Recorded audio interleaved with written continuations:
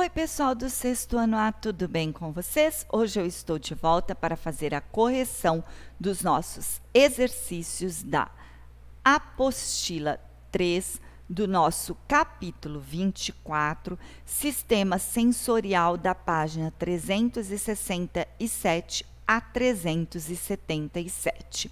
Como sempre, nós temos a imagem na nossa primeira página do capítulo e ele faz algumas perguntas a respeito dessas imagens.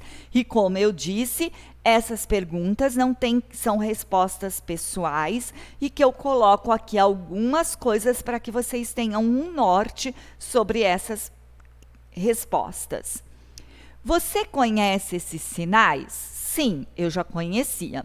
Sabe que pessoas eles se destinam? Sabe a que pessoas eles se destinam? Sim, eu também sabia. Eles se destinam a pessoas com deficiência o quê?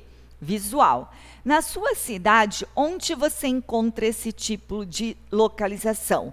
Nós encontramos nas calçadas, nós encontramos nos ônibus, do Braille tem alguns telefones públicos, tá bom? 2, e etc. Tem outros lugares também. Como seria um projeto de sinalização para que essas pessoas pudessem se localizar e se informar se não sofressem acidentes e não sofressem acidentes? É preciso esclarecer que um projeto de sinalização para deficientes se refere aos tipos de comunicação que são feitos para informar, localização, advertir, proibir e direcionar as pessoas cegas ou que têm a visão limitada e mobilidade reduzida. O projeto de sinalização para deficientes é, portanto, apenas uma parte de um conjunto de medidas que tornam as edificações, mobiliários urbanos ou outros locais públicos e de uso coletivo acessíveis. E é feito por meio de placas, mapas, pisos táteis e etc. Aqui ele pergunta: será que elas podem ir a um museu? As pessoas com deficiência visual? Recentemente, na Europa, surgiram 2 museus para pessoas com deficiência visual. Com a ajuda de bengalas eletromagnéticas e de pisos especiais, os visitantes se orientam entre maquetes de monumentos. Os deficientes visuais brasileiros também não recebem o mesmo apoio que vem recebendo os europeus. Não existem projetos de museus especializados para essa população. A única iniciativa semelhante que se tem notícia, segundo a Fundação do Livro do Cego no Brasil, é a do Liceu de Artes e Ofícios em São Paulo. Ali, ao menos, já existem guias de visitantes escritos em braille. Terceira pergunta: e como fazem para estudar? Como a maioria dos cegos estudam, os livros em áudio facilita para que aqueles que gostam de ler, porém não possuem tempo. Pois se não entender de imediato, é só voltar à faixa e ouvir até entender. Algumas ferramentas e materiais utilizados por deficientes visuais para realizar contas são o soroban, o cuba-ritmo, blocos lógicos, material dourado, o cuzirê ou o tangram e até mesmo o dominó, que possui pontinhos que representam os números em relevos. Pessoas com deficiências visuais cegos utilizam o método de leitura braille, que é uma forma escrita em relevo. O deficiente passa as pontas dos dedos para identificar o que está escrito. Atividade 1, página 369. O esquema a seguir representa o funcionamento do olfato. 1, tá aqui, ó. Molécula de cheiro se desprendem da comida e penetram no nariz. 2. Essas moléculas aderem aos receptores dos nervos olfatórios localizados no fundo da cavidade nasal. Aqui no fundo, ó. 3. Os nervos olfatórios levam o impulso até a área do cérebro relacionada ao olfato, que é essa aqui, tá? Que interpreta a informação, gera a sensação de cheiro e produz uma resposta motora, que neste caso é a secreção de salivas pelas glândulas salivares. E aqui ele mostra, ó, os receptores dos nervos olfativos, ele aumentou, tá? E aqui o nervo olfativo. Identifique com base na ilustração qual é o receptor sensorial para o olfato, assim como a fibra sensitiva ou aferente, e onde o cheiro é identificado.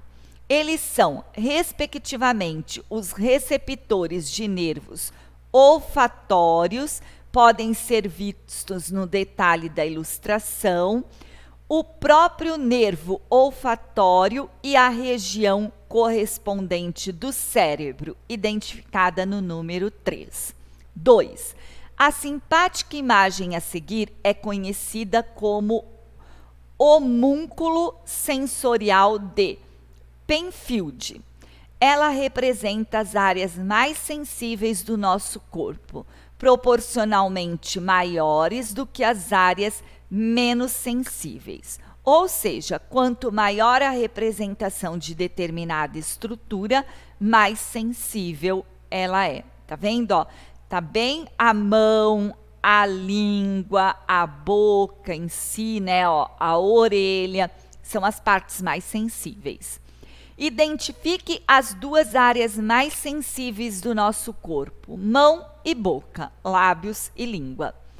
Que tipo de receptores sensoriais você espera encontrar em grande quantidade nas áreas que você identificou no item A? Nas mãos, mecanorreceptores, que é o tato. E na boca, mecanorreceptores, que é o tato, e quimiorreceptores, que é a gustação. A gustação está relacionada principalmente aos quimiorreceptores da língua.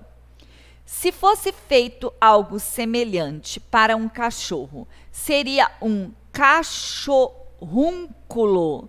Que áreas você acha que seriam proporcionalmente maiores na representação?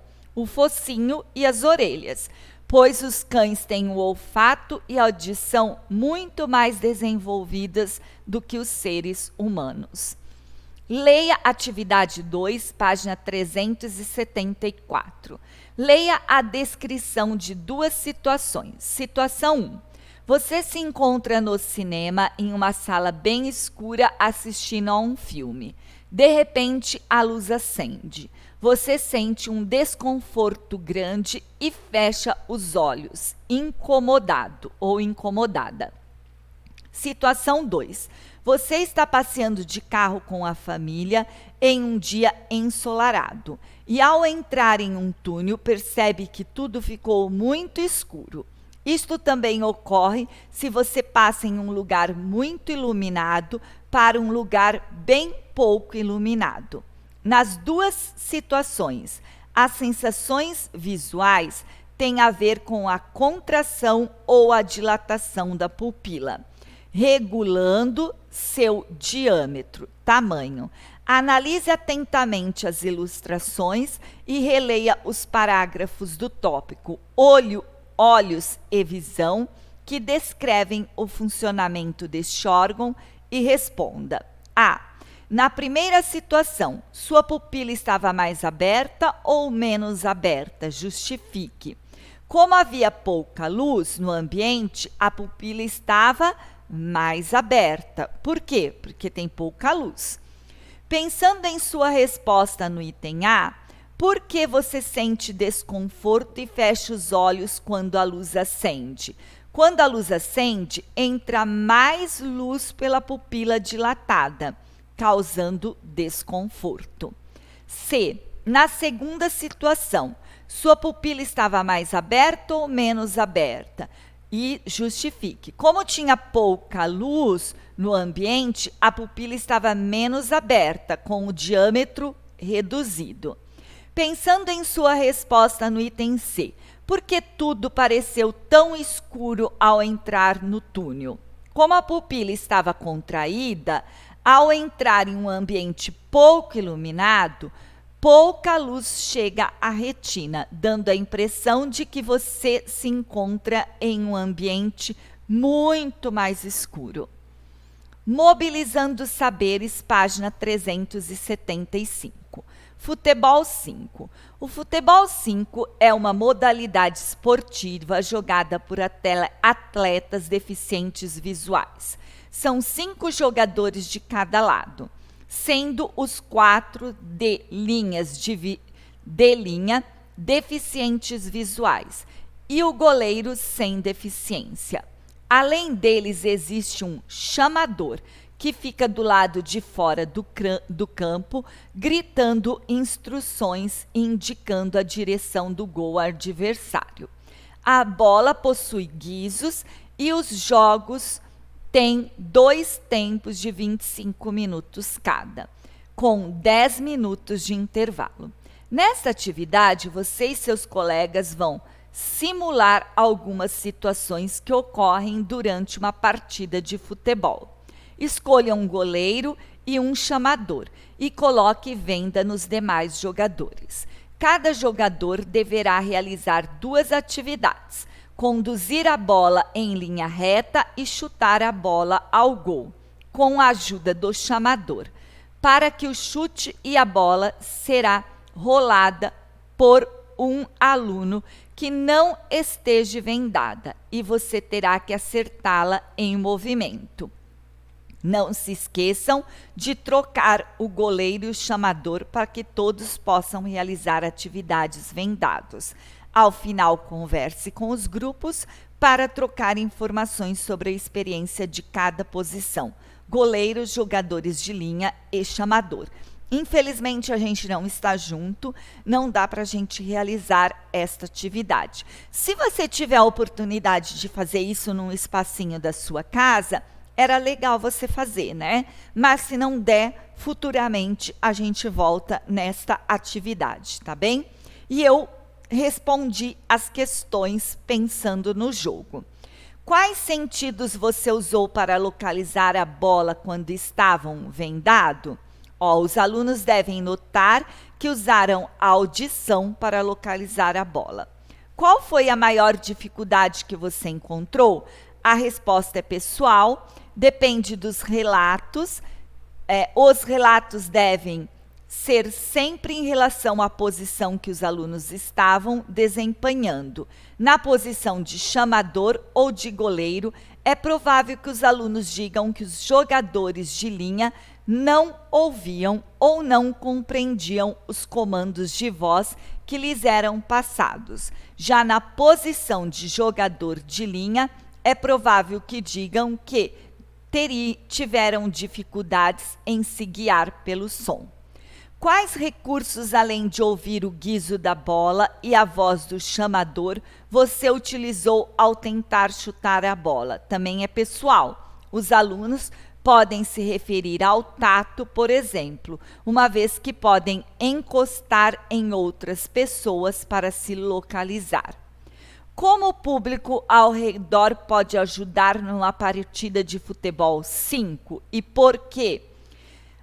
O torcedor fazendo barulho, aquilo não cabe, uma vez que, se todo mundo grita, os jogadores passam a ter muito mais dificuldades, pois não conseguem ouvir os guizos nem o chamador. A colaboração do público deve se fazer silêncio. Mobilizando Saberes, página 376. Existe a crença de que as pessoas cegas têm os demais sentidos mais desenvolvidos de forma extraordinária, quase como um superpoder. Na literatura e nos filmes existem alguns super-heróis cegos, mas isto não é verdade. Como a maioria das pessoas se guia usando principalmente a visão, devemos prestar menos atenção no uso dos demais sentidos especiais durante a percepção do ambiente. Ao passar a usar algum outro sentido com mais frequência, esse tenderá a se tornar mais aguçado, mas não é um superpoder.